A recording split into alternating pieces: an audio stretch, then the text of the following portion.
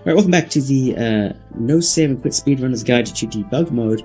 We just got to this point in Trick Tree, and what I'm going to need to do right at this point is basically set up for retreat mode. So remember last time we picked up fur coat, turtle boots, did some stuff, we got here. Now I'm going to need you to drain. You can drain as much as you like, doesn't really matter. You can go to 0 if you like, it's all good. You can go to 4, just whatever. You just need to be below 6. Go into retreat mode and save the game in either of these two slots. Doesn't matter, just track where it is. I'm going to use slot 1 because slot 1 is slightly easier. Now, before I load that slot, and this you don't have to do this, but maybe you want to, you need to learn about how big a grid unit is. So this here is an overlay of the map. We previously used it in Goma Cave. You may have gotten an idea that this is what this map is doing or whatever. But each grid here is basically one unit or one tile in the game's memory. And understanding how far to press to move from one tile to the next is going to come in really handy. So I suggest you spend a little bit of time practicing. You can do it here, you can do it later, so it's completely up to you. I'm going to run up here. I'm going to have encounters disabled just for simplicity. Right up on this bit here. So you can kind of see how wide Isaac is. He kind of is like this fat. That's basically the size of one tile. And so moving from one Isaac length to the next is a very important part of this next little bit here. So for instance, if you know that just quickly tapping basically moves you from one tile to the next, you'll be absolutely fine.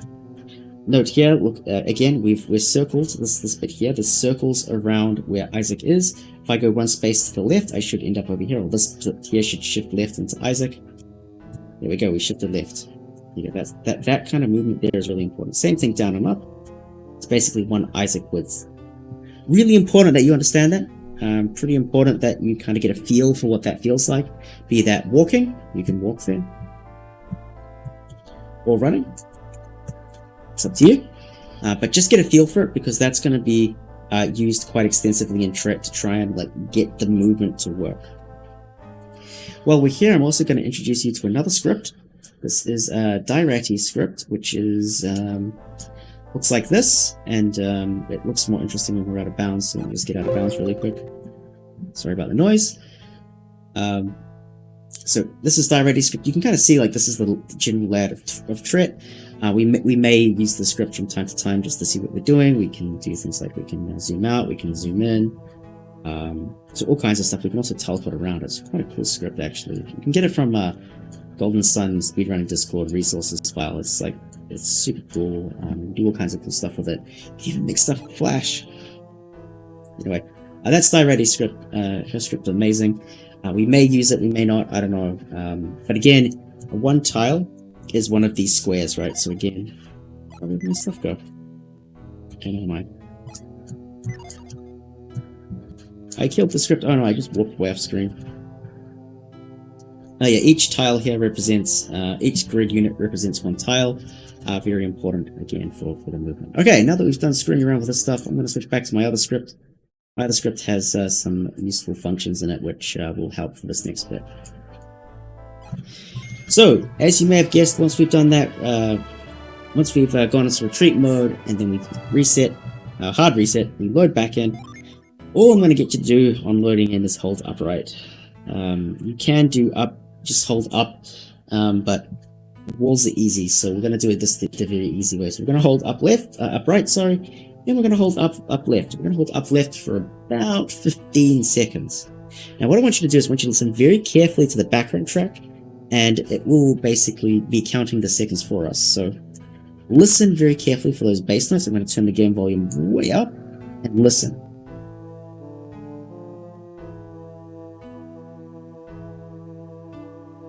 So I'm dropping my mouse every time I hear a bass note.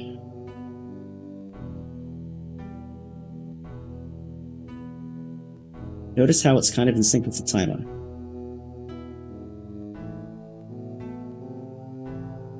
So you can time out things using the bass notes or with a timer, it's your choice, right? So if we have to hold 15 seconds up left, then count it with bass notes, count it with timer. The only thing I have to add here is that if you get an encounter, you need to add an extra second. Every time you get an encounter, add an extra second. The cool thing about this trick here is that you cannot overshoot it. I'm just going to disable encounters really quick. I've got the overlay back up. If you just hold up left, keeping holding it, doesn't matter how long you hold it for, you will not go further than this point. So if you're worried, just hold up left for 20 seconds, 30 seconds, 40 seconds, whatever you feel comfortable with. Whenever you feel like you're in this position, you've held up left enough, then you're okay. So let's see what that looks like, because this is all well and good, but let's see what happens if we try to do it from a hard reset, basically.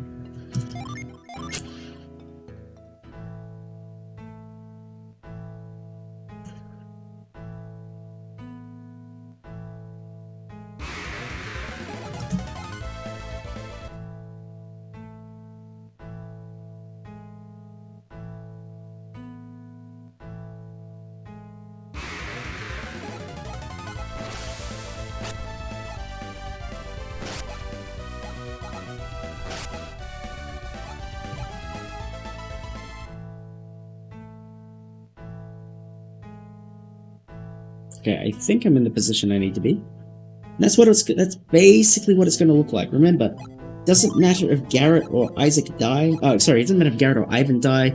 It's inconvenient, but it's completely fine. They're irrelevant to the rest of the speedrun, basically. We just need to make sure that Isaac survives. So once we're sure we're in this position, hey, look, we're in the position. Like I said, you can't overshoot it. Once we're here, the next step is to go right. It's 1 unit right, but again, there's a wall, so you hold right as long as you like, and that's completely fine. The next movement is going to be hold up. Now we need to hold up for about 5, 6, 7 seconds. Doesn't really matter, it's not really too important. Basically, there's a band of memory that we're trying to cross, and as long as you get past the band of memory, there's a very, very generous dead zone before you have to do anything. So 5 beats of the music, or 5 seconds, whatever you want to count, will be absolutely fine. So we're going to go out for 5. I'll do the timer for this one. Got an encounter, that's fine. We went away from it, it's fine. Now you can see we're in this dead zone. We cleared through all that memory, and now we're in this dead zone. So once we can be sure we're in the dead zone, what I'm going to need you to do now is I'm going to need you to save the game again. Save the game, hard reset, easy peasy. But before we load into the save file, I'm going to need to go into the battle mode, right? So battle mode adjusts the values on some of the tiles out of bounds, and if the tiles out of bounds turn to a particular value, then basically you create walls where there weren't walls before. Load battle mode, load into treachery again. Just immediately exit battle mode. You don't need to do that run up, just immediately exit. Load into treachery and hold up. And eventually, you will run into a wall. Notice how these tiles are red. Red means that there is some height values assigned to it, which basically makes it impassable. So you can see that we've run into this crevice. There's literally nothing we can do. We can't go left, we can't go right. We can wiggle. You should wiggle. You should get an encounter in this position, or approximately near this position for sanity. Once you're confident you're at the 15 and you're once you're confident you're in this position and you're confident that the encounter is sufficiently far away, hold left, because that kind of makes the next bit easier, and make a save file. Congratulations, you are now ready to cross the RNG River. Okay, let's say you're having trouble getting to this point. The biggest source of difficulty is when you get a bad encounter. So before we progress, let's review bad encounters. That is not a bad encounter. Just going to try and force a really bad encounter for us real quick.